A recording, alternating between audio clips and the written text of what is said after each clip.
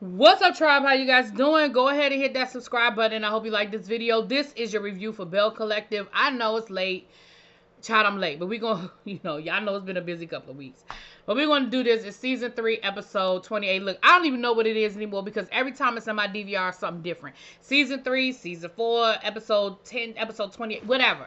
But that's what it's saying this week, okay? So we start this episode off. We still have Leticia and Glenn arguing down to the bank commercial, okay? And come to find out that Cliff is the one that told him he was being shafted. Cliff is the one that told him that he needed to talk to find out what was going on with his money. Now, Leticia said, listen, you being paid through my company, and yeah, I'm taking a piece of it, but you getting the majority of your money. And even if it was an issue, why are we talking about it right now? We acting stupid in front of these people that's trying to get us to shoot this commercial. This is a big deal. I'm going to need you to get it together. So they got an attitude, and they go out there and they film the commercial. Both of them and they feelings about it, right? Both of them feeling some kind of way about it, but they out there doing it or whatever, child. So then we go over to Aisha's house with her husband. We'll come to find out, Aisha is trying to figure out why she's still in Jackson. She said, I didn't get the bid for the Fair Street project. And honestly, there really is no reason for me to be here right now. I miss my husband. I miss my family. My husband misses me. And he was saying that he wants her to come back to New Jersey because he don't like this whole flying back and forth thing. He said, you didn't get the bid, so why we here? So then we find out that she was saying that she didn't get the bid. She believes she didn't get the bid because she was trying to buy the whole block. And that maybe if she just did one building at a time. But of course, again, that still does not require her to necessarily be there to do one building at a time. So that's really going to be her conversation the remainder of this episode. So then we get over to Marie and Essie. Now, Essie then moved into her parents' house. Her parents passed away. She's renovating the house. And it's about, I guess, it's outside. It's like out in the outskirts. Maybe like an hour or so outside of Jackson. And Maria's talking to her. And Maria's like, girl, you really going to move down here? And she's like, yeah, I really want to come back. I want to come back into my...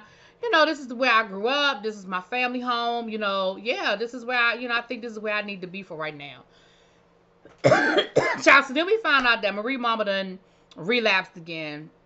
Marie said that her mama stole her mink and sold it for like $20. And she said, listen, you stole my brand new mink for $20. I'd have gave you the damn $20. Why you had to take my mink? So here's the thing, Marie... And this happens a lot with children of addicts. And it doesn't matter how old or how young you get. And sometimes I think it's a curse when you do have the means. Because, Marie, you have done everything to help your mom. Your mama told you she's addicted to drugs. Now, I can't do it like Scotty do it. Shout out to Scotty by nature. But, Marie, your mama done told you she is addicted to drugs. You can't make her stop. You have gotten her into programs. You have been out in them streets chasing her down. You've let her move in your home. We even see where she got sick and almost died. And that did not stop her from getting high. Unfortunately, either two things are going to happen, Marie. Either she's going to really, truly want to make this happen, or unfortunately, the alternative is going to happen. And I can't tell you to stop trying because that's your mama. Like, I can't say, well, you need to stop. Because, at the end of the day, that's your mama, right? Now, down to this warehouse, we see the tree still working on the warehouse.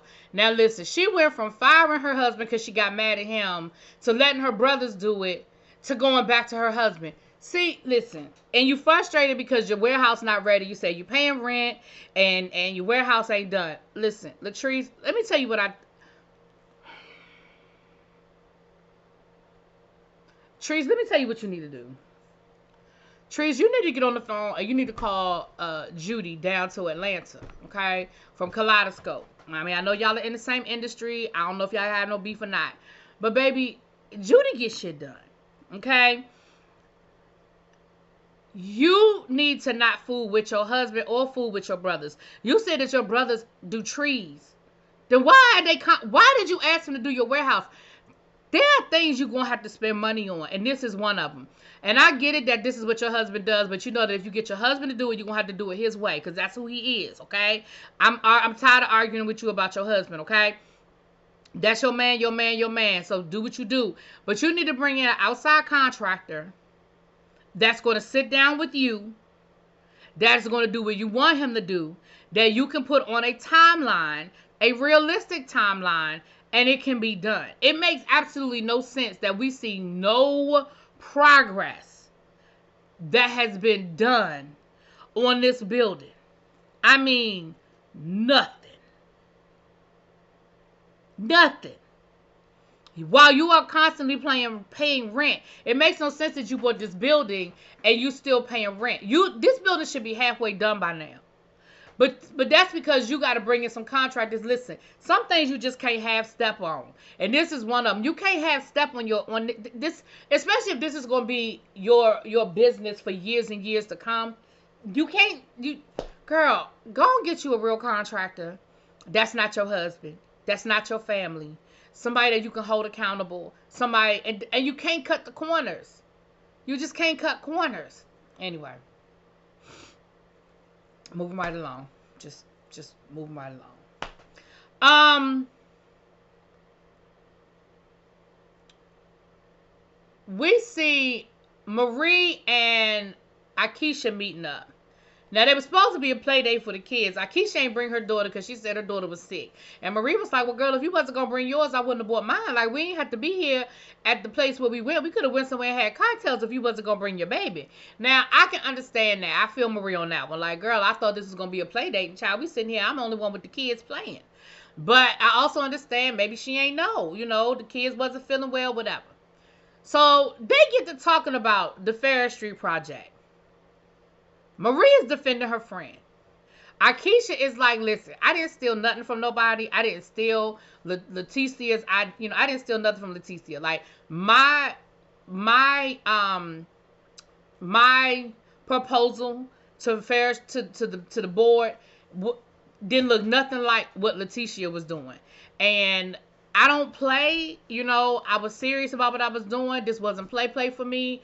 And you trying to make this a situation where I did something to your friend and I didn't do nothing to your friend. I didn't come for her. I didn't do nothing to her. One didn't have nothing to do with the other. And Aisha was kind of getting a little offended about it.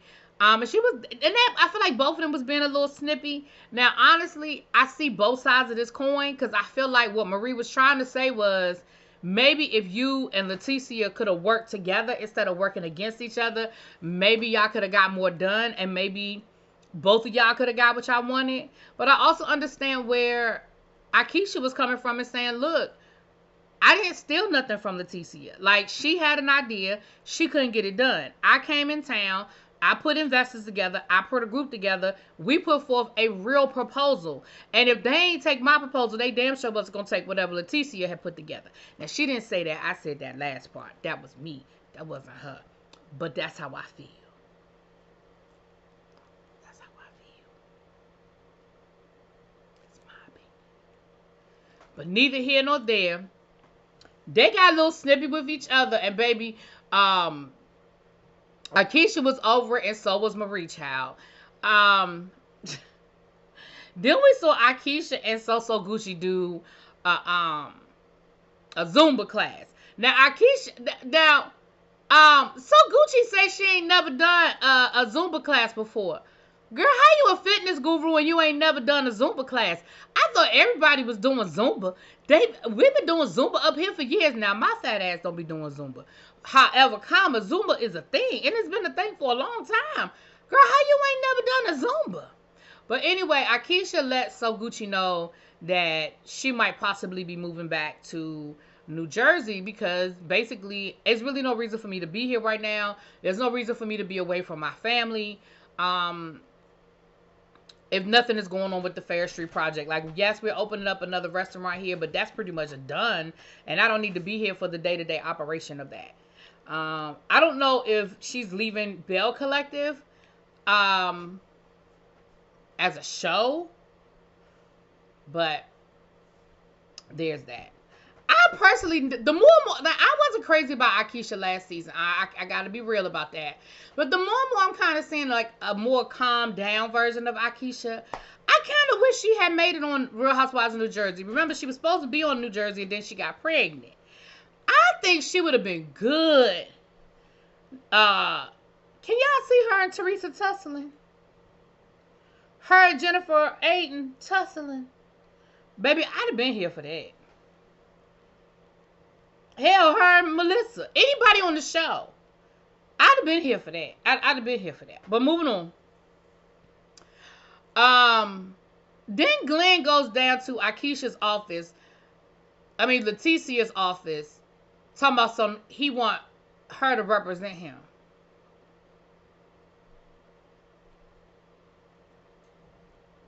Sir, didn't you just throw a whole damn fit down to the commercial shoot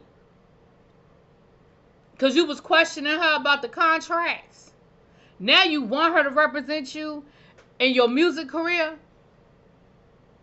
First of all, can we talk about that sentence? Music career? Sir. And this how you know that Leticia know it's a joke too. Because Leticia was like, Glenn, I ain't got time for this. This is a place of business. I don't have time for these games. I don't have time for these shenanigans. That's how you know that he on that bullshit too. His music career? Sir. Sir. Please stop. Please stop. Music career. So he get mad. He stomp out of there. He take off his mic pack and everything.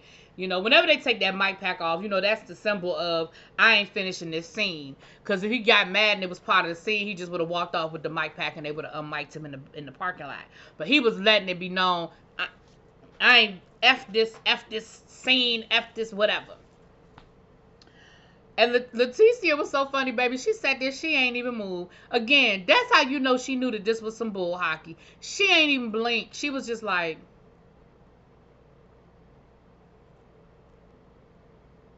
I'm going to just let him throw this tantrum.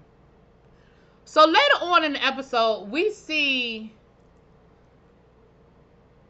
Marie and Leticia going out for drinks. Child, before they could get into the gossip real good, Glenn roll up on them. And Marie is like, sir, where did you come from? And Leticia is like, what are you doing here? Like, you left this morning and said you was going to work. Now, we know that when Glenn go to work, Glenn is gone for like 2 weeks. He on the boat somewhere out in the middle of wherever for like 2 weeks. So for him to pop up on her after he supposedly got on that boat, that is a shock. And baby, she was like, what are you doing here? And he was like, I came to talk to you. Can I talk to you? And Marie was like, you got to be playing with me. Like, do you have LoJack on her? Do you have a tracker on her phone? Like, what is wrong with you? And he was like, I want to talk to my wife. I can't talk to my wife. And she was like, sir, like, what in the world? Like, what is wrong with you? And he was like, I want to talk to my wife. I can't talk to my wife. Baby Marie said, you can have this. She said, Leticia, if you ain't got no issue with this man rolling up on you like this, then I don't know what to tell you, but you can have this. So she leaves up out of the restaurant.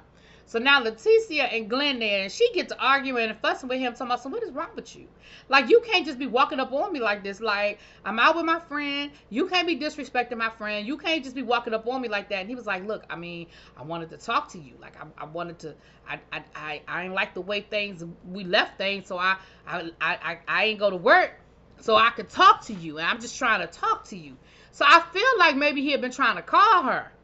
Because if you have been trying to talk to her all day, is she not answering the phone? So, baby, we left this episode off with the two of them arguing down in the parking lot, child. I don't know. It was a whole mess. But that thing was funny to me, baby. Marie was like, what the child. Anyway, that was the episode, child. Y'all let me know what y'all think. I'll talk to y'all later. Peace.